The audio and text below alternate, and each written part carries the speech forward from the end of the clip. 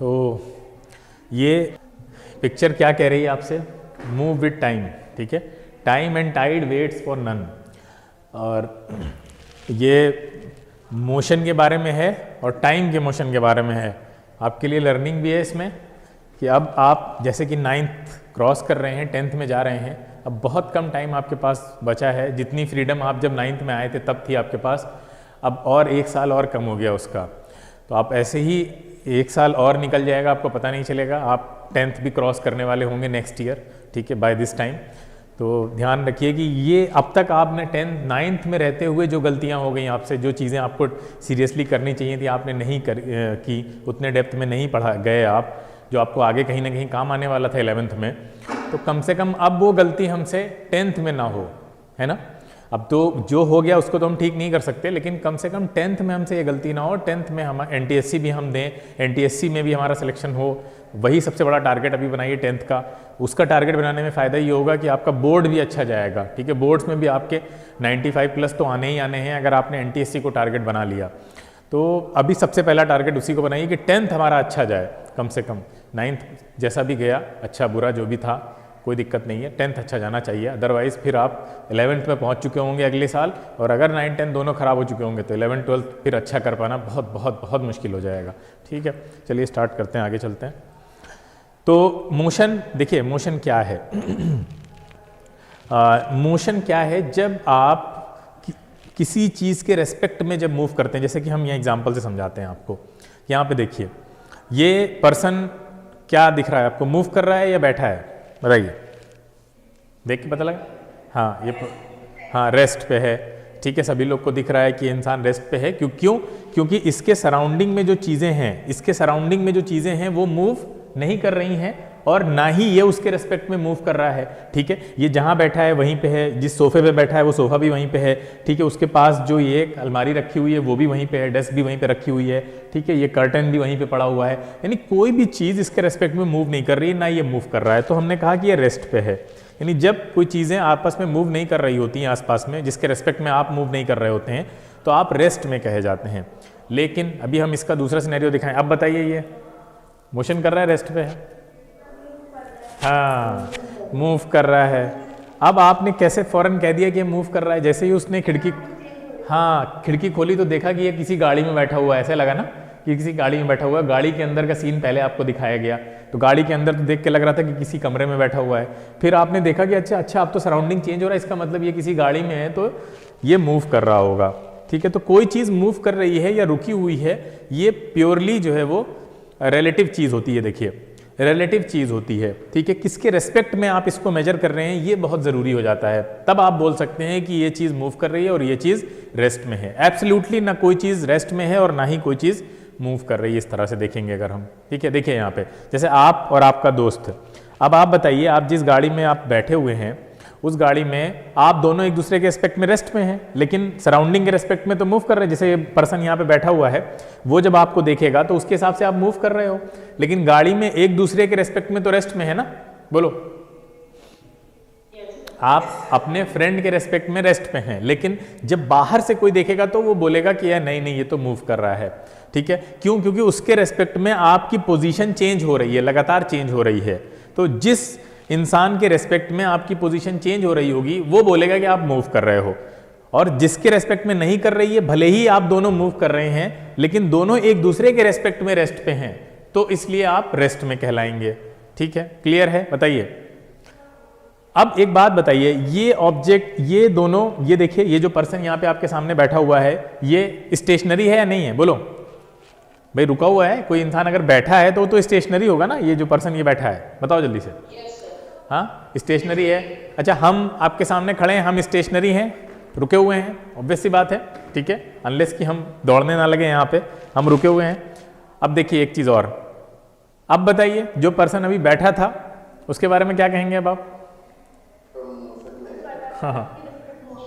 हाँ, अब depending upon कि हम उसको देख कहाँ से रहे हैं। अब वो अर्थ पे बैठा हुआ है और अर्थ एज अ होल तो मूव कर रही है, तो इसका मतलब अर्थ पे जितनी चीजें हैं सब मूव कर रही हैं। ऐसे बोलो, इस तरह से। अर्थ जब मूव कर रही है तो वो भी मूव कर रही है। लेकिन बिल्कुल गाड़ी वाला एग्जांपल लीजिए, गाड़ी के अंदर भले ही गाड़ी मूव कर रही है, लेकिन गाड़ी के अंदर जितने लोग बैठे हैं वो सब एक दूसरे की रेस्पेक्ट में रेस्ट पे हैं। बोलो बेटा। तो earth is like a car, huge car कह सकते हैं, ठीक है, बहुत बड़ी कार है। उस कार में वो कार मूव कर रही है, लेकिन उसके अंदर जो लोग बैठे हैं वो अगर एक दूसरे की रेस्पेक्ट में रेस्ट पे हैं तो एक दूसरे को वो रेस्ट में बोल सकते हैं। बोलो क्लियर है इतनी बात? अब देखिए, अगर आप अर्थ को भी मूविंग कंसीडर करेंगे तो फिर आप बाकी चीजों के मोशन की स्टडी नहीं कर पाएंगे। बोलो नहीं कर पाएंगे ना। अगर आप कहें अर्थ भी मूव कर रही है तो कोई रेस्ट में है ही नहीं, कोई रेस्ट में नहीं तो सब मूव कर रहे हैं, सब मूव कर रहे हैं तो छोड़ो, मोशन पढ़ने की जरूरत क्या है, ठीक है।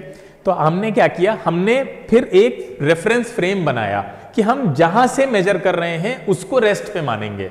तो हमने अर्थ को क्या मान लिया कि अर्थ क्या है, एक तरह से रेस्ट पे है, रेस्ट ऑब्जेक्ट है।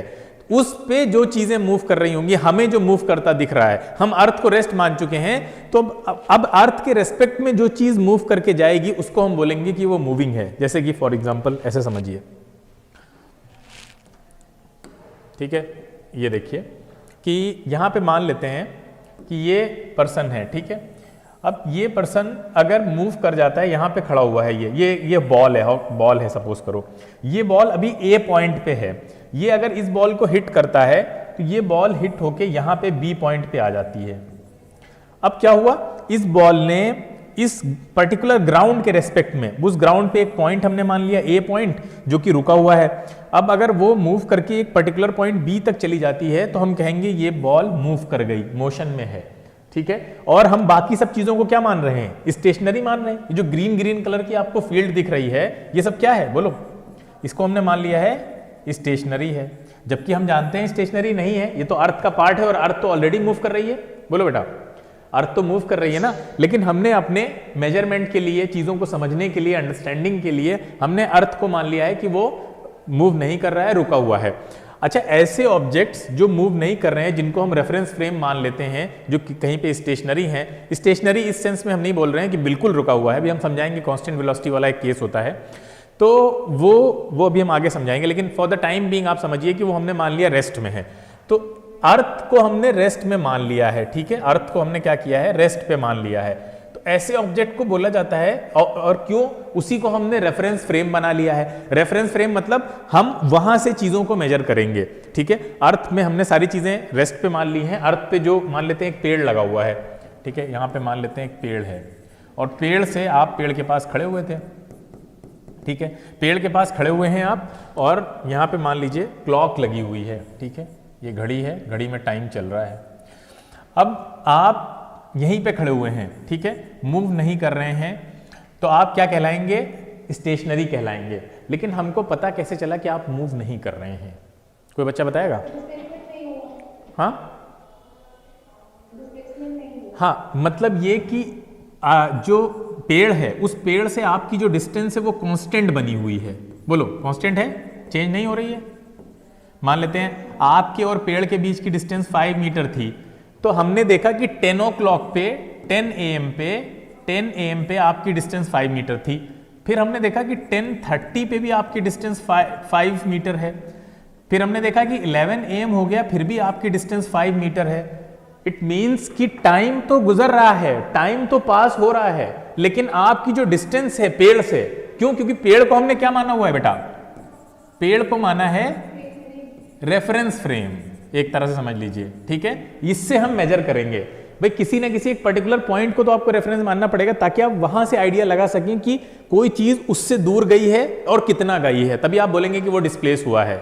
यानी जिसको हम लोग बोलते हैं सराउंडिंग, बोलते हैं ना, सराउंडिंग के रेस्पेक्ट में मूव नहीं किया, तो पेड़ को हम क्या मान रहे हैं, एक तरह से सराउंडिंग बोल दो या रेफरेंस पॉइंट मान रहे हैं, रेफरेंस फ्रेम ना बोलें, रेफरेंस पॉइंट मान रहे हैं।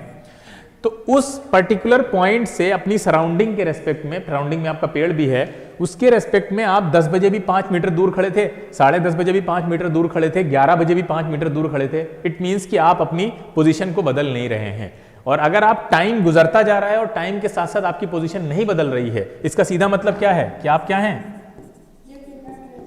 हाँ, ये क्या है, रेस्ट पे हैं, स्टेशनरी हैं, या क्या बोल सकते हैं हम, रेस्ट पे हैं। अब रेस्ट समझ में आया, रेस्ट का मतलब अगर आप टाइम के साथ साथ, टाइम गुजर रहा है लेकिन आपकी जो पोजीशन है वो आपकी सराउंडिंग के रेस्पेक्ट में उतनी ही बनी हुई है। आप अपनी सराउंडिंग के रेस्पेक्ट में 5 मीटर दूर खड़े थे, वो पेड़ हो सकता है, वो कोई घर हो सकता है, आसपास की चीजें हो सकती हैं, उसके रेस्पेक्ट में आप जहां पहले खड़े थे 10 बजे, वहीं 10:30 बजे भी हैं, वहीं 11 बजे भी हैं, तो इसका मतलब आप मूव नहीं कर रहे हैं, आप रेस्ट में हैं। इसको बोलेंगे रेस्ट। सराउंडिंग के रेस्पेक्ट में वहीं खड़े होना, मूव ना करना। इतनी बात समझ में आ रही है? रेस्ट का मतलब क्या है? ठीक है। हाँ, ध्यान रखना, सराउंडिंग को हमने क्या मान लिया है? सराउंडिंग को यह माना है कि वो मूव नहीं कर रहा है। सराउंडिंग मूव नहीं कर रहा है, सराउंडिंग भी अर्थ पे है, अर्थ मूव कर रहा है, लेकिन हमने अपनी कैलकुलेशन के लिए ये मान रखा है। ठीक है, तो रेस्ट समझ में आ गया सबको कि रेस्ट क्या होता है। ऐसे ही अगर आप सराउंडिंग के रेस्पेक्ट में मूव कर जाते, सपोज करिए 10 बजे आप 5 मीटर की दूरी पर थे, 10:30 बजे पता चला आप यहां पहुंच गए। ठीक है, अब यहां से यहां की डिस्टेंस सपोज करिए 100 मीटर है, तो आप डिस्प्लेस कर गए। डिस्प्लेस यानी जिस प्लेस पे आप खड़े थे वहां से डिस्प्लेस हो गए। ठीक है, इसको बोलते हैं डिस्प्लेसमेंट। तो आप अभी 5 मीटर दूर खड़े थे, आप 100 मीटर दूर हैं, टाइम गुजरा, आपका जो प्लेसमेंट है या जो आपका जो डिस्टेंस है वो चेंज हो गया। इट मीन्स आप किस में है? मोशन में है। लगातार चेंज हो रहा है तो आप मूविंग ऑब्जेक्ट कहलाएगा वो। क्लियर है इतना? आगे चलते हैं, कोई डाउट हो तो पूछ लीजिए। ठीक है, तो अर्थ को हमने as a whole stationary object मान लिया है जो कि मूव नहीं कर रहा है। ठीक है, इसको हम बोलते हैं inertial frame of reference. Inertial frame of reference. ठीक है, इनर्शियल फ्रेम ऑफ रेफरेंस का मतलब ये होता है ऐसे ऑब्जेक्ट्स जो या तो रेस्ट पे हों या अगर मूव भी करें तो कांस्टेंट वेलोसिटी से मूव करें। तो अर्थ क्या है? अर्थ रेस्ट पे तो नहीं है पूरी तरह से, है ना?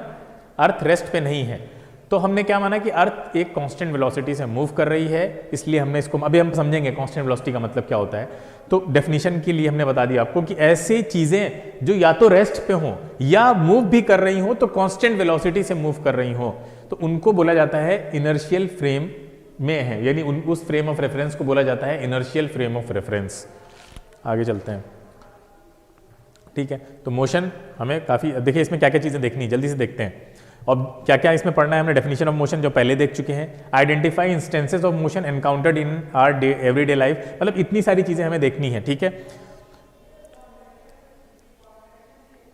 थर्ड है एनालाइज करना है मोशन को, स्ट्रेट लाइन में क्या होती है, यूनिफॉर्म नॉन यूनिफॉर्म मोशन को देखना है। ठीक है, नेक्स्ट है स्पीड और एवरेज स्पीड कैलकुलेट करेंगे, वेलोसिटी को डिफाइन करेंगे, वेलोसिटी क्या होती है, वेलोसिटी कैसे कैलकुलेट की जाती है मूविंग ऑब्जेक्ट की वो देखेंगे, स्केलर वेक्टर क्वांटिटीज को देखेंगे, एक्सेलरेशन को डिफाइन करेंगे और acceleration of a moving object calculate भी करेंगे। ठीक है, तो इतनी सारी चीजें देखना है, और ये सारे जो टॉपिक्स दे रखे हैं ये सब बेसिक्स हैं आपके काइनेमेटिक्स के, मोशन के। अगर आपको ये अच्छे से आते हैं तो आपको 11th में दिक्कत नहीं होगी, बेस आपका स्ट्रांग हो गया। इसके बाद सिर्फ ग्राफ बचेगा, और ग्राफ हम आपको एक अलग क्लास लेंगे उसकी, उसमें सब बिल्कुल बेसिक ग्राफ से लेकर, मतलब बेसिक जो बहुत बेसिक ग्राफ होते हैं वहां से लेकर अच्छे लेवल तक के ग्राफ करा देंगे।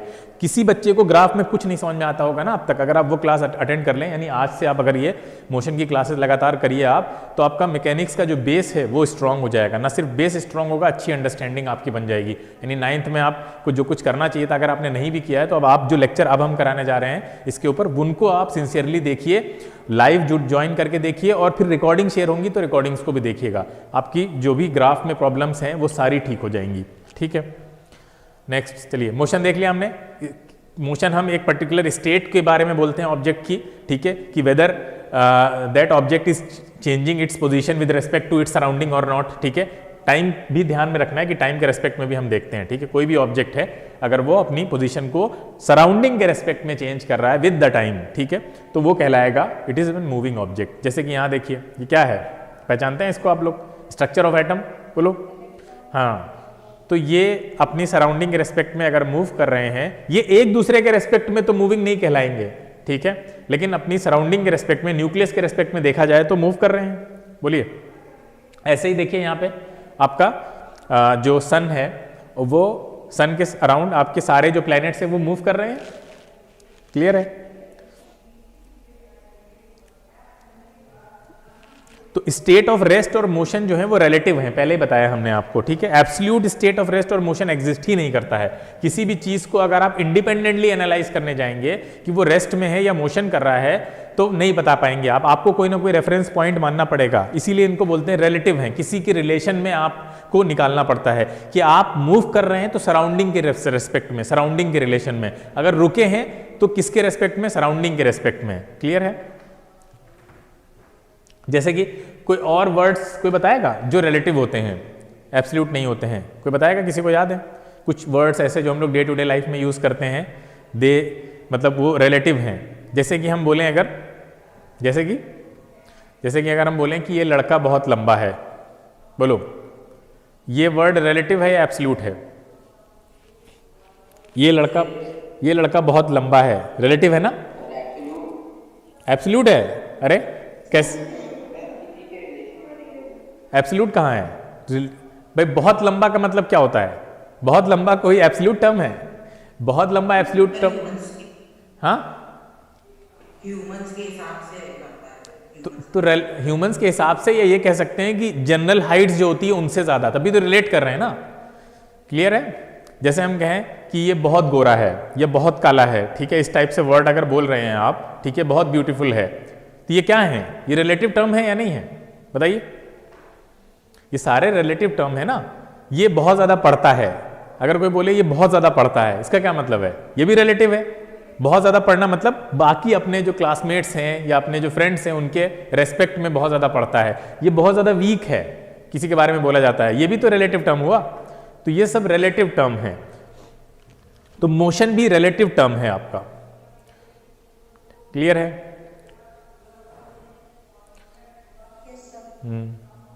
अब देखिए यहां पे सन और मून के बारे में जो बात की जा रही है, तो सन मूव कर रहा है, इसके एग्जांपल्स दिए गए हैं आपको साथ में। सन का जो मोशन है वो दो तरह से होता है, सॉरी सन बता रहे हैं, अर्थ का मोशन दो तरह से होता है। एक अपनी एक्सिस के अराउंड रोटेट करता है, रोटेशन जिसको बोलते हैं, और एक सन के चारों तरफ रिवॉल्व भी करता है, बोलो उसको रेवोल्यूशन बोलते हैं। अब आपसे ये क्वेश्चन है कि आपको रोटेशन और रेवोल्यूशन कैसे पता चलते हैं, तो क्या जवाब देंगे आप? हाँ, ये जो एग्जाम्पल है ये किसको डिफाइन करता है, जल्दी बताओ। रेवोल्यूशन से आपके सीजन चेंज होते हैं, समर, विंटर, ऑटम, ठीक है, स्प्रिंग, ये सब आते हैं, तो हमको पता चलता है अर्थ रिवॉल्व कर रही है। अच्छा, और डे एंड नाइट से क्या पता चलता है? रोटेशन। हाँ ठीक है, तो ऐसे मोशन को हम लोग समझ पाते हैं अर्थ की। टाइप्स ऑफ मोशन पे आ जाइए। वन डायमेंशनल मोशन जिसको लीनियर मोशन बोलते हैं, टू डायमेंशनल मोशन भी होती है, ठीक है, और थ्री डायमेंशनल मोशन भी होती है, ठीक है। लीनियर मोशन देखिए ध्यान से, ये एक लाइन में कोई ऑब्जेक्ट अगर मूव कर रहा है तो वो मोशन कहलाएगी, जैसे कार आपके सामने मूव कर रही है तो वो कहलाएगी स्ट्रेट लाइन मोशन, ठीक है। टू डायमेंशनल मोशन जैसे कि ये फुटबॉल देखिएगा ध्यान से, ठीक है, यानी कि एट द सेम टाइम वो आगे भी जाए और ऊपर भी जाए, दोनों तरह से, यानी आगे भी जा रहा है और ऊपर भी जा रहा है। दो एक्सिस है ना, मतलब इधर जैसे एक्स और वाई, ठीक है, ये एक्स एक्सिस हो गई, ये वाई हो गई, तो जो दोनों एक्सिस में मूव करे, यानी वो आगे भी जा रहा है पीछे भी जा रहा है, ऐसे ऐसे वाली मोशन, इसमें क्या हो रहा है, ऊपर भी जा रहा है और आगे की तरफ भी मूव कर रहा है, देखो। तो ऐसे जो मोशन होगी इस तरह से वो कहलाएगी टू डायमेंशनल मोशन। जैसे कि ये देखिए फुटबॉल आपको दिख रहा है करता हुआ, ये देखिए ऊपर भी जा रहा है और आगे भी जा रहा है, तो ये मोशन कहलाती है आपकी टू डायमेंशनल मोशन, ठीक है। टू डायमेंशन में ये मोशन हो रही है, आपको दिख रहा है, ये देखिए ये आगे भी मूव कर रहा है लगातार, ये देखिए यहाँ पे था, फिर यहाँ पे पहुंचा, फिर यहाँ पे पहुंचा, और ऊपर भी जा रहा है, पहले इतना ऊपर था, फिर इतना ऊपर चला गया, फिर इतना ऊपर चला गया, है ना, बोलो बेटा, क्लियर है? तो ये टू डायमेंशनल मोशन कहलाएगी। ये है थ्री डायमेंशनल मोशन, जैसे कि बर्ड वगैरह आपकी जो मोशन करती हैं वो थ्री डायमेंशनल ज़्यादातर होती हैं, ठीक है। थ्री डायमेंशनल मोशन भी कर सकती हैं, वो स्पेस में फ्री हैं मूव करने के लिए। अब ये देखिए ध्यान से, ये आपका घर है, सब लोग ध्यान से सुने, ये आपका घर है, ठीक है, ये स्कूल है आपका, ठीक है, स्कूल भी दिख रहा होगा, घर भी दिख रहा होगा, ये आपका प्लेग्राउंड है। अब आप मान लीजिए अपने घर से स्कूल जाना चाहते हैं या प्लेग्राउंड जाना चाहते हैं, तो तरीके क्या हैं जाने के, ध्यान से देखिए, डिस्टेंस और डिस्प्लेसमेंट को समझा रहे हैं। अगर आप प्लेग्राउंड जाना चाहते हैं अपने घर से, ठीक है, हाउस टू प्लेग्राउंड, तो हाउस टू प्लेग्राउंड जाने के दो रास्ते हैं, क्या क्या है? पहले आप कहाँ जाएं? हाउस से स्कूल जाएं, और फिर स्कूल से कहाँ जाएंगे, बोलिए, प्लेग्राउंड। दूसरा रास्ता क्या है कि ये डायरेक्ट भी तो है ऐसे, ये देखिए, ये वाला रास्ता है जो लॉन्गेस्ट रूट है आपका, जो भी लॉन्ग रूट आप ले रहे हैं जाने के लिए, वो डिस्टेंस कहलाएगा, और जो शॉर्टेस्ट रूट है वो डिस्प्लेसमेंट कहलाएगा। ये वाला, ये डिस्प्लेसमेंट है, और ये जो है पूरा ऐसे जा रहे हैं, घूम के जा रहे हैं आप, दिस इज कॉल्ड डिस्टेंस। ठीक है, क्लियर है, बात समझ में आ रही है? डिस्टेंस डिस्प्लेसमेंट में फर्क समझ में आ रहा है? डिस्टेंस क्या होगी कि जो भी पाथ लेंथ होगी, एक्चुअल पाथ आपने जो फॉलो किया, आप यहां से यहां गए और फिर ऐसे ऊपर चले गए, यहां प्लेग्राउंड पे पहुंच गए, ये पूरा पाथ की डिस्टेंस आपकी मतलब लेंथ जो है वो डिस्टेंस कहलाएगी। और इसी तरह से टोटल डिस्टेंस आपके घर से जो प्लेग्राउंड तक है, मान लेते हैं ये 4 है और ये 3 है, तो टोटल डिस्टेंस कितनी आ गई? 7 आ गई, है ना। अब आप शॉर्टेस्ट डिस्टेंस जो ले रहे हैं, शॉर्टेस्ट डिस्टेंस जो ले रहे हैं वो शॉर्टेस्ट डिस्टेंस क्या कहलाएगी? देखिए, डिस्प्लेसमेंट कहलाएगी वो आपका, यानी सबसे छोटी डिस्टेंस, सबसे छोटी डिस्टेंस जो आपके घर और आपके प्लेग्राउंड के बीच में है वो है 5 किलोमीटर। ठीक है, 5 किलोमीटर कहाँ से लाए, कैसे आया? पाइथागोरस से लाए हैं। ठीक है, आसान है, सब जानते हैं। तो शॉर्टेस्ट डिस्टेंस। अब देखिए इंपॉर्टेंट चीज़, यूनिफॉर्म मोशन क्या होती है। सब बच्चे ध्यान से सुने, इसमें बहुत लोग कंफ्यूज रहते हैं, हो सकता है आप लोग ना हो, लेकिन फिर भी एक बार रिवाइज हो जाएगा आपका। यूनिफॉर्म मोशन क्या होती है? देखिए यहाँ पे हमने सबसे पहले इसको समझ लीजिए क्या किया है। हमने क्या किया है, एक पर्टिकुलर लेंथ को, पर्टिकुलर डिस्टेंस को छोटे छोटे टुकड़ों में तोड़ दिया है। 0 से 50 मीटर, 50 से 100, 100 से 150, 150 से 200, यानी इक्वल डिस्टेंसेस के उसमें इंटरवल में तोड़ दिया है हमने। अब हम देखेंगे कि ये कार ये जो जर्नी करेगी, यानी हर एक सेगमेंट को जो ट्रेवल करेगी, पहला सेगमेंट ये हुआ, दूसरा सेगमेंट ये हुआ, तीसरा सेगमेंट ये, चौथा सेगमेंट ये। ठीक है, हर एक सेगमेंट में डिस्टेंस इक्वल है, बताइए 50-50 है सब में? हाँ, अब हम देखने वाले हैं कि टाइम कितना लगेगा। देखिए पहला सेगमेंट कवर किया, दूसरा कवर किया, तीसरा किया, चौथा किया, दिख रहा है आपको सबके टाइम? मतलब पहला यहां से यहां गया, उसका टाइम 1 दिया हुआ है। दूसरा आपका ये देखिए यहां से यहां गया, टाइम कितना है? 2। तीसरे का टाइम कितना दिया हुआ है? तीसरा यहां से पूरा 150 तक गया, 3 है टाइम। आपको क्या दिख रहा है? आपको दिख रहा होगा हर एक टाइम इंटरवल, टाइम गैप कितने का है? डिस्टेंस गैप बताओ पहले कितने का है? डिस्टेंस गैप बताओ। 50। टाइम गैप बताइए 1। दूसरा डिस्टेंस गैप बताइए, बिल्कुल सही, टाइम गैप बताइए 1। फिर लास्ट वन 50 एंड द 1। आपको दिख रहा है equal distance, equal interval of time दिख रहा है? नहीं दिख रहा है। Equal distance, equal interval of time में हर 50 मीटर को 1 सेकंड में कवर किया है। अगर हम सेकंड में ले लें, हर 50 मीटर को 1 सेकंड में कवर किया है। जब कभी भी ऐसी मोशन होती है जो इक्वल डिस्टेंस को इक्वल टाइम इंटरवल में कवर कर रही है, जैसे कि 50 मीटर को 1 सेकंड में कवर किया, 100 को 2 सेकंड में, 150 को 3 सेकंड में, 200 को 4 सेकंड में, आपको देख के भी लग रहा है कि हर 50 के बाद 1 सेकंड का इंक्रीमेंट हो रहा है, हर 50 के बाद। तो हर पर्टिकुलर डिस्टेंस के बाद एक सेम अमाउंट का टाइम अगर इंक्रीज हो रहा है तो वो मोशन कहलाती है कैसी? Uniform motion. Uniform, school uniform होती है या नहीं होती है? बताओ, स्कूल यूनिफॉर्म का मतलब क्या होता है? सब लोग अलग अलग तरह के कपड़े पहन के आएंगे या सब लोग एक तरह के कपड़े पहन के आएंगे? हाँ, सेम। तो यूनिफॉर्म मतलब सेम, एक जैसी मोशन हो रही है, यानी हर एक डिस्टेंस के लिए जो टाइम टेकन है वो सेम है। 50 मीटर 1 सेकंड में, अगला 50 मीटर 1 सेकंड में, अगला 50 मीटर 1 सेकंड में। ठीक है, इसको बोलते हैं यूनिफॉर्म मोशन। क्लियर हो गया होगा? बताइए। तो यूनिफॉर्म मोशन में ऑब्जेक्ट इक्वल डिस्प्लेसमेंट कवर करता है इक्वल इंटरवल्स ऑफ टाइम में। किसी को ना क्लियर हुआ हो तो पूछ सकता है दोबारा से। अब देखिए यहां पे, देखिए क्या सारे टाइम इंटरवल सेम दिख रहे हैं आपको? देख के बताओ जल्दी से। अलग अलग हैं? बोलो, ये 50 का है, ये 100 का है, यहाँ कितना है? यहाँ तो कुछ भी नहीं, यहाँ तो 0 है। 1 कहाँ है? 0 है। अरे यहाँ कहाँ चेंज हुआ है? सेम है ना? तो हाँ, कहाँ से कहाँ तक?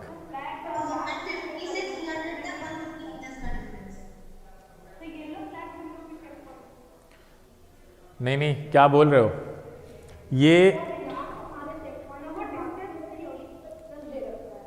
हो सकता है ये वाला इन्होंने गड़बड़ लिख दिया हो, ये पूरा यहाँ से यहाँ देखना है हमें। तो कितना है ये? 150 का, क्योंकि बीच में कोई फ्लैग है ही नहीं।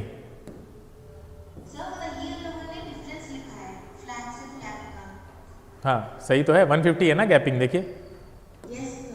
ठीक है, इसको हटाते हैं। अब देखिएगा ध्यान से, इसके बीच में 50 मीटर है लिखा हुआ है। अब देखते हैं, ये देखिए, हाँ पहले सेकंड में 50 कवर किया, दूसरे सेकंड में कितना कवर किया है 150। गैप कितना आ रहा है, गैप चेक करते हैं नीचे, 100 का गैप है और कवर कितना टाइम में हुआ है, 1 सेकंड में। अगला 150 कवर कर दिया इन्होंने 1 सेकंड में, स्पीड बढ़ गई, देखो स्पीड बढ़ गई होगी ना। आपने 100 मीटर को 1 सेकंड में कवर किया, अगले 150 1 सेकंड में कर दिया, आपने स्पीड बढ़ा दी ना, चेंज हो गई। यहां देखिए क्या हुआ, 50 मीटर को कवर कर दिया 1 सेकंड में, फिर डाउन हो गया, स्लो हो गया, आप दिख रहा है ना। यहां देखिए ये स्पीड जो थी तो स्लो फास्ट, फिर और स्लो हो गए जाके स्टार्टिंग में। अब यहां आप देख रहे हैं कि unequal distances equal interval of time में कवर हुए हैं। बताओ, टाइम इंटरवल तो सेम है, 1 सेकंड पहले की तरह सेम है, लेकिन उस टाइम इंटरवल में कवर डिस्टेंस अलग अलग हो गई। 100 यहां 150 वहां 50, इसको बोलते हैं नॉन यूनिफॉर्म। यूनिफॉर्मिटी दोनों जगह होनी चाहिए, इक्वल टाइम इंटरवल भी हो, इक्वल डिस्टेंसेस भी होनी चाहिए। दोनों में से जो भी अनइक्वल हो गया, कभी हो सकता है टाइम इंटरवल अनइक्वल हो जाए, डिस्टेंस इक्वल हो, फिर भी वो मोशन कैसी कहलाएगी, then still it is called non uniform motion. ठीक है बेटा। अब देखिए दूसरा केस बता रहे हैं, दूसरे केस में क्या होगा, डिस्टेंस इक्वल है लेकिन टाइम इंटरवल अनइक्वल है। देखिएगा ध्यान से, डिस्टेंस इक्वल है नहीं है, तो यहां पे गाड़ी देखो, कहीं कहीं पे देखो, देखने में भी लग रहा होगा गाड़ी बहुत स्लो हो रही है, कहीं पे तेज हो रही है, कहीं पे स्लो हो गई। फिर से दिखाते हैं, देखो ध्यान से, गाड़ी की मोशन भी वैसे एनिमेशन बनाया गया है, देखिए काफी टाइम ले रही है आगे की डिस्टेंसेस को कवर करने में। ठीक है, तो यहां क्या दिख रहा है, यहां पे जो गैपिंग है वो तो सेम है, वो तो यहां पे भी दिख रही है, सेम गैपिंग है आपकी। ठीक है, ये देखिए 50-50 की गैपिंग हर जगह ली गई है, लेकिन क्या अलग है, यहां देखो, यहां भी 50 है सब जगह। हाँ, यहां पे पहले 2 है, यहां पे 3 है, यहां कितना है 4 है, और यहां सब 50-50 है आपका। तो टाइम गैपिंग अलग अलग हो गई, तो दोनों में से कुछ भी अलग हो जाएगा तो वो नॉन यूनिफॉर्म मोशन कहलाएगी। ठीक है, नेक्स्ट आगे चलते हैं। स्पीड, स्पीड हमने क्या, देखिए जब आप अपनी सराउंडिंग के रेस्पेक्ट में मूव करते हैं, दैट इज आप टाइम गुजर रहा है तो आप डिस्टेंस भी आपकी टाइम के रेस्पेक्ट में चेंज हो रही है। तो जब वो चेंज हो रहा होता है, दोनों चीजें देखिएगा ध्यान से। सबसे पहले किसी भी ऑब्जेक्ट की स्पीड क्या है, rate at which the object covers a given distance, मतलब किस रेट से वो अपनी पर्टिकुलर डिस्टेंस को कवर कर रहा है। ठीक है, तो डिस्टेंस डिवाइडेड बाय टाइम ये कहलाता है आपकी स्पीड कहलाती है। ठीक है, अब देखिए जैसे कि सपोज करिए यहाँ पे कोई पर्सन यहाँ पे खड़ा था, देखिए कोई पर्सन यहाँ पे खड़ा हुआ था, यहाँ से उसकी डिस्टेंस थी 5 मीटर। ठीक है, अब 5 मीटर डिस्टेंस थी। अब ये टाइमिंग सपोज करते हैं 10 o'clock ही ले लेते हैं हम लोग, 10 AM पे ऐसा था। अगली बार हमने क्या देखा कि अगले 30 सेकेंड्स में वो ट्रेवल कर गया 30 मीटर तक चला गया। ठीक है, नेक्स्ट 30 मीटर चला गया यहाँ से, फिर हमने देखा वो यहाँ पे पहुँच गया। ठीक है, उसके बाद फिर क्या हो रहा है कि फिर 60 मीटर कवर कर रहा है अगले 10 सेकेंड में, यहाँ पहुँच रहा है।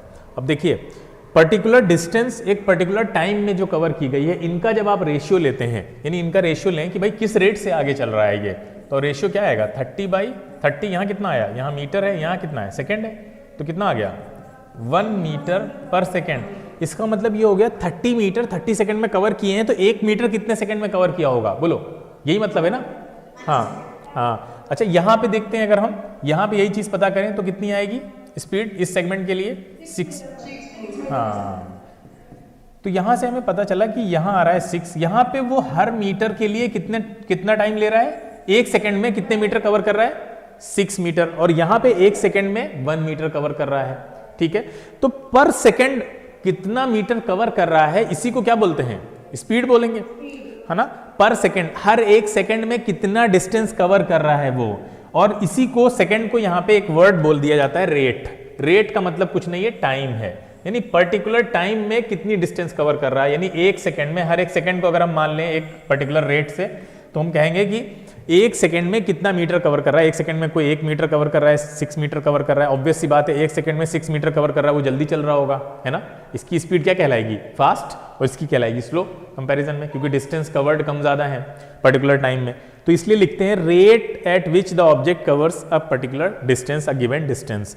तो रेट ऐसे निकाला जाता है, डिस्टेंस को आप उस टाइम से डिवाइड कर दीजिए तो आपको पता चल जाएगा कि वो किस रेट से पर्टिकुलर डिस्टेंस को कवर कर रहा है। तो ये फॉर्मूला आपके पास डिस्टेंस अपॉन टाइम का आ जाता है।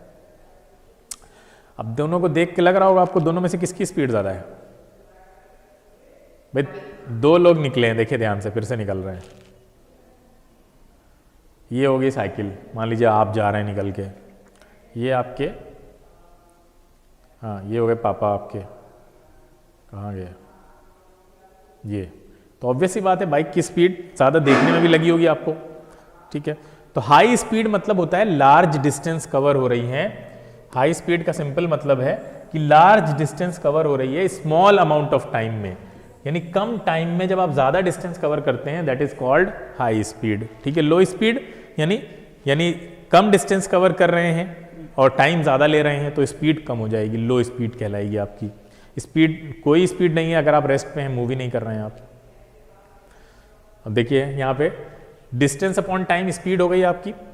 डिस्टेंस को अगर हम सेंटीमीटर में ले रहे हैं और टाइम को सेकंड में, तो सेंटीमीटर पर सेकंड इसका यूनिट बन जाएगा, ठीक है। तो सीजीएस सिस्टम में इसका जो यूनिट होता है वो है सेंटीमीटर पर सेकंड।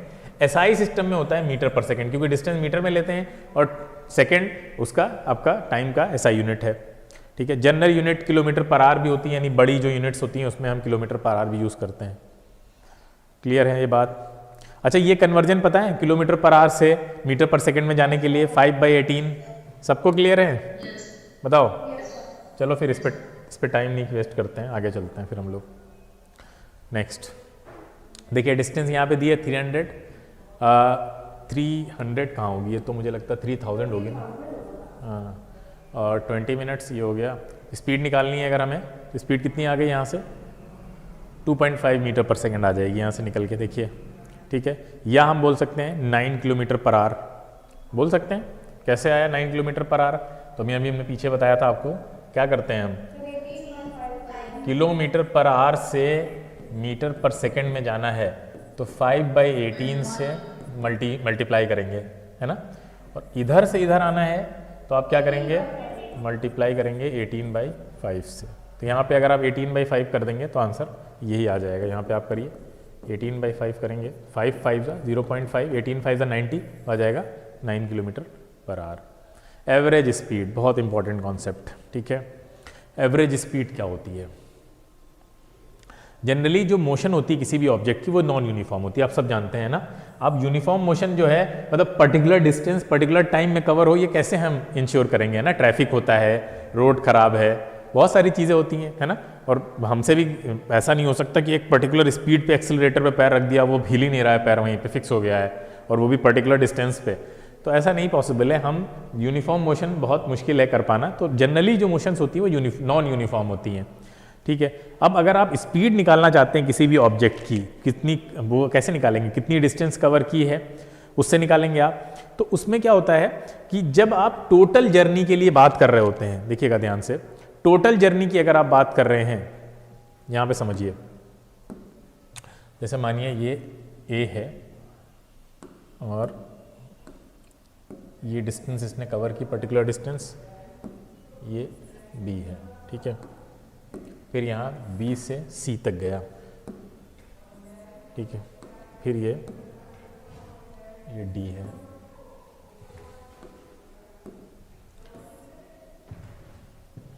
अब सपोज करिए ए टू बी आप जा रहे थे, तो ए टू बी डिस्टेंस थी 100, ठीक है। आपको लगे कवर करने में 10 सेकेंड। बी टू सी आप जा रहे थे, बी टू सी सपोज करिए डिस्टेंस थी 200 और आपको कवर करने में लगे 15 सेकेंड्स। सी टू डी आप जा रहे थे तो डिस्टेंस थी 500 मीटर और आपको कवर करने में सपोज करते हैं लगे 20 हाँ हो जाएगा 20 सेकेंड्स, ठीक है। स्पीड बताइए हर एक सेक्शन की जल्दी से, पहले की कितनी आएगी?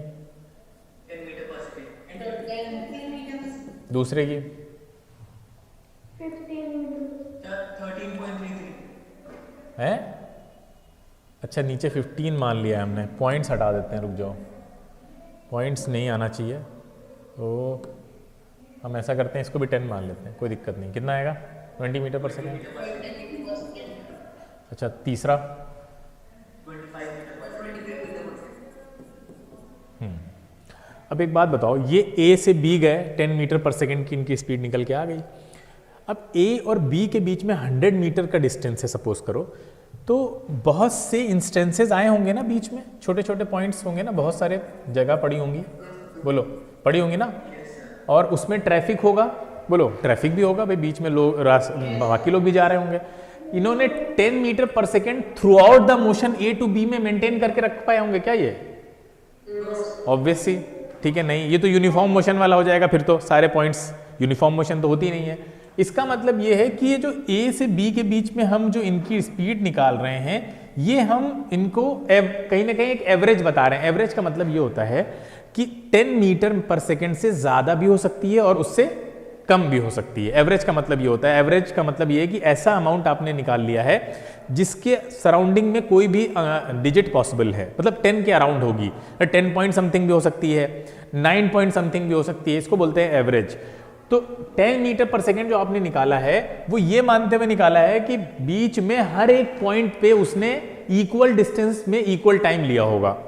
क्लियर है ये बात? जैसे 100 मीटर कवर करने में 10 सेकेंड लिया है, ओवरऑल पूरा देख लिया आपने, तो बीच बीच में मान लो 10-10 मीटर में अगर इसको तोड़ दें छोटे छोटे टुकड़ों में, तो आप ये मान के चल रहे हैं कि हर एक 10 मीटर का टुकड़ा भी उसने कितने में कवर किया होगा? बोलो 1 सेकेंड में, है 1 सेकेंड में ना। अगर आप 100 मीटर को 10 पार्ट्स में तोड़ दीजिए, तो 10 पार्ट्स में फिर आप किसको तोड़ रहे हैं? साथ साथ सेकेंड को भी तोड़ रहे हैं, जबकि ऐसा जरूरी नहीं है कि ऐसा हुआ हो सकता है किसी पार्ट के लिए उसने 1 सेकेंड से भी ज्यादा का टाइम ले लिया हो सकता है कोई पार्ट 1 सेकेंड से भी जल्दी कवर कर लिया हो, पॉसिबल है ना, बिल्कुल पॉसिबल है। तो वो जो स्पीड निकल के आएगी वो एवरेज स्पीड कहलाती है। क्यों? क्योंकि उसकी जो जर्नी है वो नॉन यूनिफॉर्म जर्नी है, यूनिफॉर्म मोशन नहीं कहेंगे उसको हम, वो नॉन यूनिफॉर्म मोशन है। नॉन यूनिफॉर्म मोशन में आप सर्टेन नहीं है कि वो उसने हर एक पर्टिकुलर इंटरवल, जो छोटा छोटा इंटरवल पड़ा होगा रास्ते में, वो उसने इक्वल टाइम इंटरवल में ही कवर किया होगा, ऐसा जरूरी नहीं है। इसलिए वो स्पीड एवरेज स्पीड कहलाती है। इसी तरह से अगर हम ए और डी के बीच में स्पीड पता करना चाहें, पूरा डिस्टेंस बताओ कितना है? अरे पूरा डिस्टेंस कितना है? टोटल डिस्टेंस बताइए, ए और डी कितना है टोटल डिस्टेंस? 800। और कितना टाइम लगा? 40 सेकेंड। बताइए स्पीड 800 डिवाइडेड बाई 40 यानी आ गया 20 मीटर पर सेकेंड।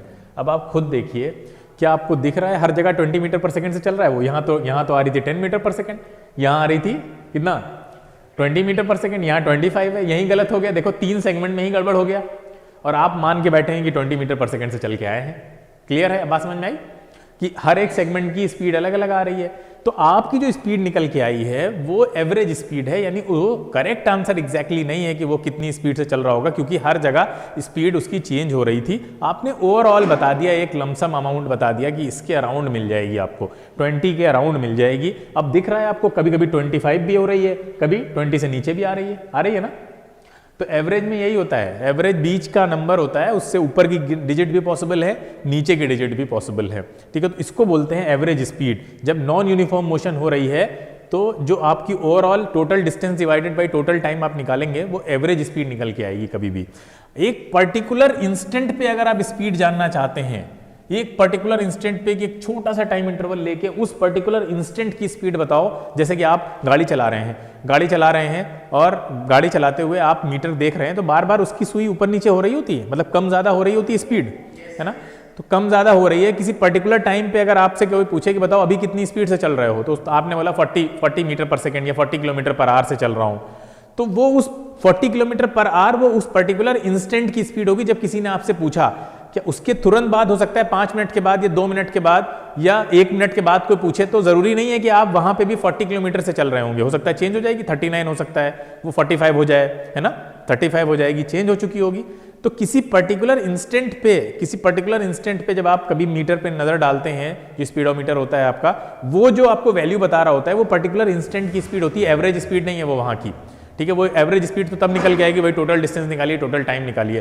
तो उस पर्टिकुलर इंस्टेंट की स्पीड का नाम क्या होता है, उसको बोलते हैं हम इंस्टेंटेनियस स्पीड, है ना। हाँ, इंस्टेंटेनियस यानी उस पर्टिकुलर इंस्टेंट की स्पीड। तो एवरेज स्पीड अलग है, इंस्टेंटेनियस स्पीड अलग है, दोनों में डिफरेंस क्लियर है सबको? कोई डाउट है तो पूछ लो जल्दी से। सर अगर इंस्टेंटेनियस स्पीड भी निकाले तो सर एक सेकंड टाइम। हाँ, वो हम बाद में बताएंगे इंस्टेंटेनियस स्पीड कैसे निकाली जाती है, हाँ उसका क्या तरीका है। हाँ बिल्कुल सही बात, ऑब्वियस ही बात है, सारी छोटी छोटी इंस्टेंटेनियस स्पीड सेम होनी चाहिए सारी। अगर 40 है तो मतलब A से B के बीच भी उसका 10 होना चाहिए, B से C में भी 10 होना चाहिए स्पीड। अगर हम देखें तो 10 मीटर पर सेकंड होना चाहिए, यहाँ पे भी 10 होना चाहिए, यहाँ पे भी 10 होना चाहिए। तो अब अगर आप यूनिफॉर्म मोशन में हैं तो यूनिफॉर्म मोशन में हर पर्टिकुलर इंस्टेंट पे आप वही स्पीड कंटिन्यू कर रहे हैं जो पूरी जर्नी की स्पीड है ना भाई। जब सेम नंबर है, सेम नंबर का एवरेज निकालो तो वही आता है ना, बोलो। अब खुद ही सोचो कि एवरेज मान लीजिए हर पर्टिकुलर इंस्टेंट पे आपकी स्पीड 10 है, ठीक है, यहाँ भी इस पार्ट में भी 10 है, यहाँ पे भी 10 है, यहाँ पे भी 10 है। अब ये 4 10 है, हम आपसे बोले बताओ एवरेज स्पीड निकालो, तो क्या एवरेज आएगा निकल के? भाई 10 कैसे जोड़ते हैं, टोटल नंबर सम कर दीजिए, 40 डिवाइडेड बाई 4 कितना आ रहा है? 10 आ रहा है। तो सेम नंबर का एवरेज भी सेम आता है। तो एवरेज स्पीड इंस्टेंटेनियस स्पीड के बराबर होती है यूनिफॉर्म मोशन में, जब हम यूनिफॉर्म मोशन की बात कर रहे होते हैं, ठीक है, जो आइडियली ही पॉसिबल है खाली। बोलो क्लियर है, आगे चले।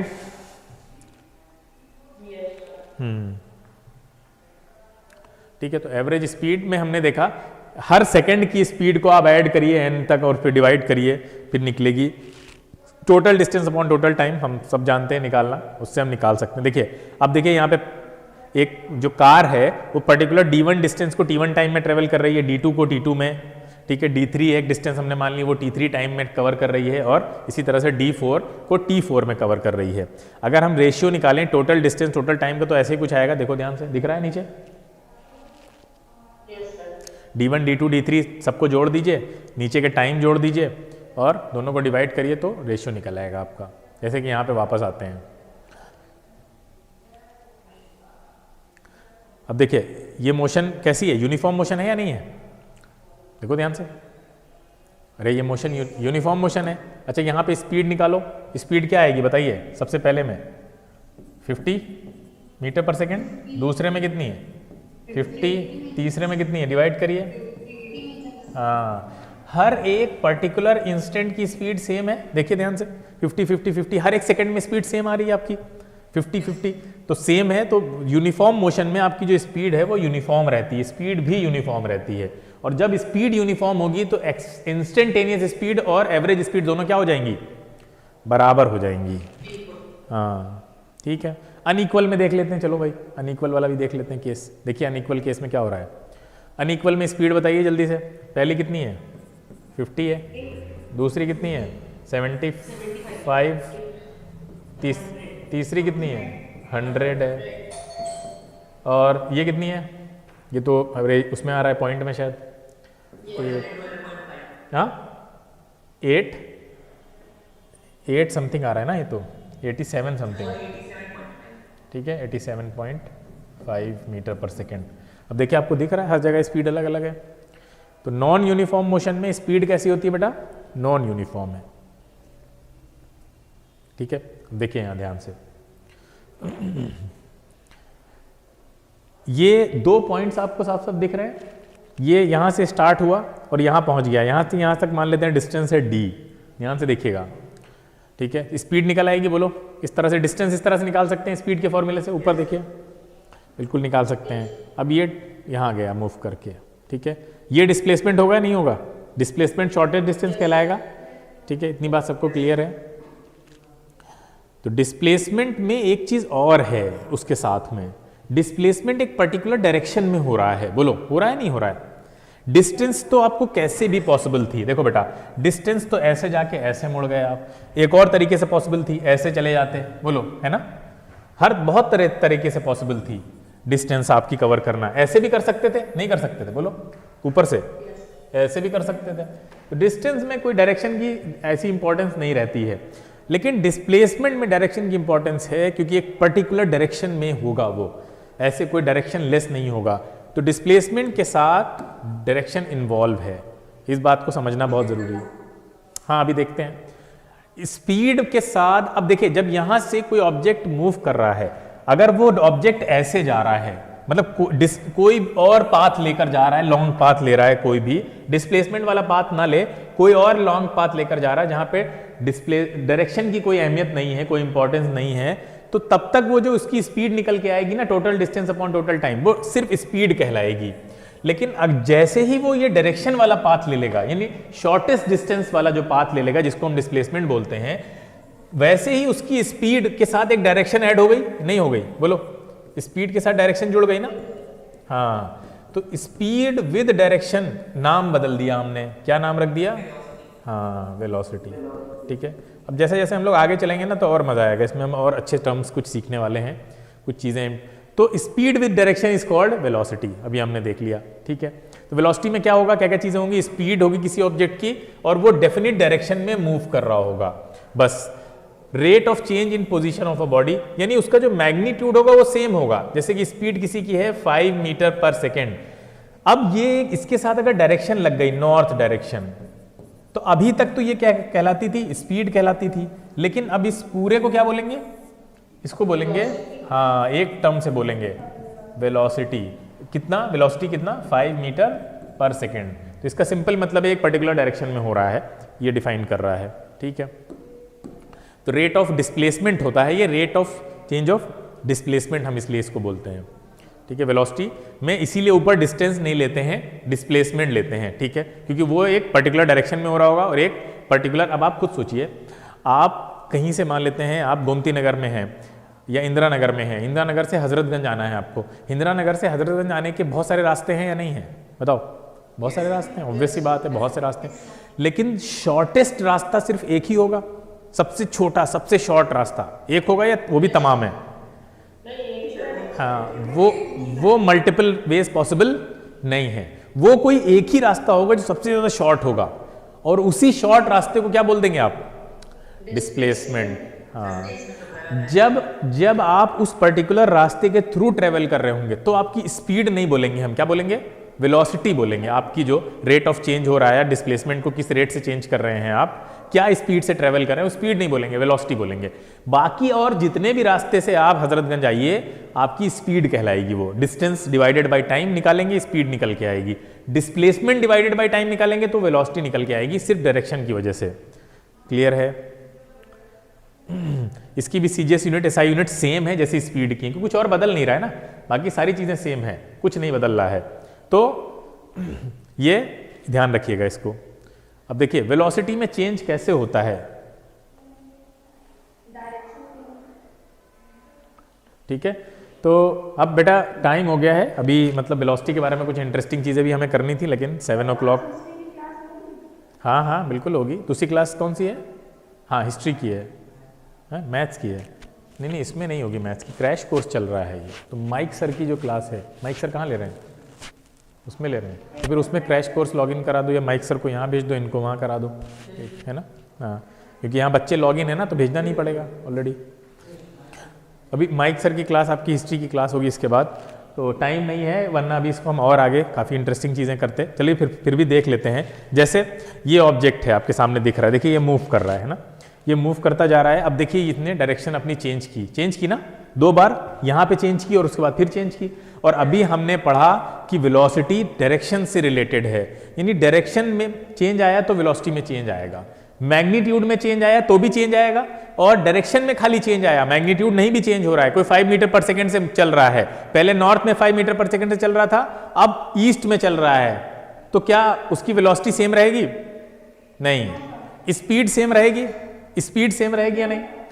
अरे यार, स्पीड तो सेम रहेगी ना।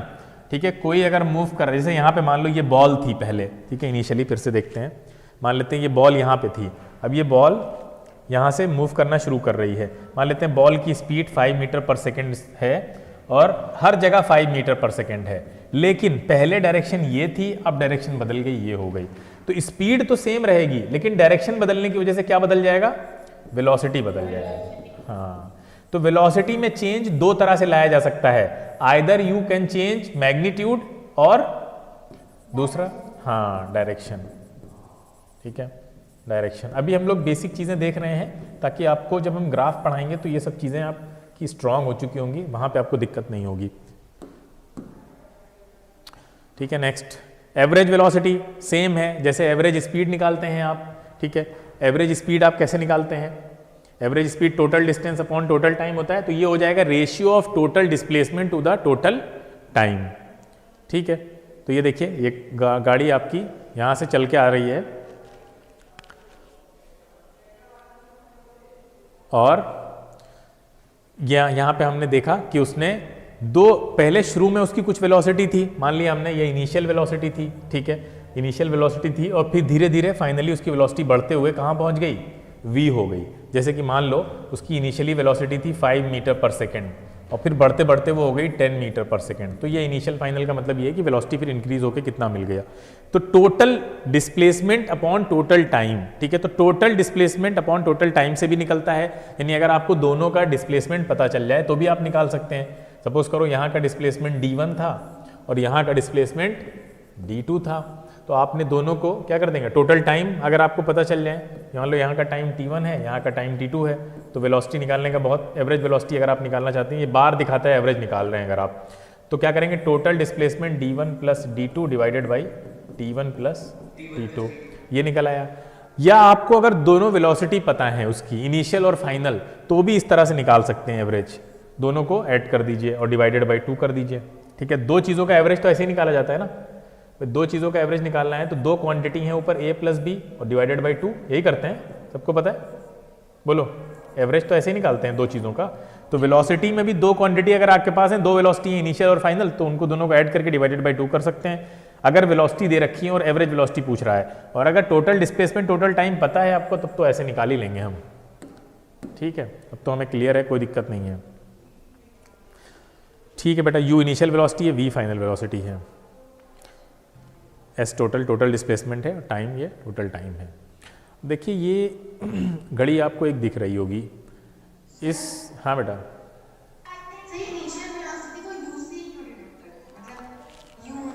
मान लिया सिंबल, मतलब u कोई खास चीज़ के लिए नहीं है कि u से कुछ मतलब निकलता है। u आपको पता है अल्फ़ाबेट में पहले आता है ना, u v w पढ़ते हैं, अरे तो v फॉर वेलोसिटी होता ही है। तो अब इनिशियल वेलोसिटी माननी थी तो क्या करते वो, या तो v को ही इनिशियल मानते तो w को मानना पड़ता फिर फाइनल, है ना। तो उन्होंने दो लेटर्स चूज करने थे, तो अल्फाबेटिकल ऑर्डर में चलेंगे, तो इनिशियल वेलोसिटी अगर माननी है तो आप v से पहले वाले का वर्ड को मान लिया उन्होंने, u मान लिया, क्लियर है। और u v दोनों थोड़े से सिमिलर भी हैं इस कंटेक्स्ट में। यहाँ पे एक इंपॉर्टेंट कॉन्सेप्ट इस घड़ी से हमें समझना है, लेकिन अब दूसरी घड़ी जवाब दे रही है, कौन सी, हाँ, और माइक सर आपके खड़े हैं, तो हम इस घड़ी के कॉन्सेप्ट को किसी और घड़ी में समझेंगे, ठीक है, चलिए।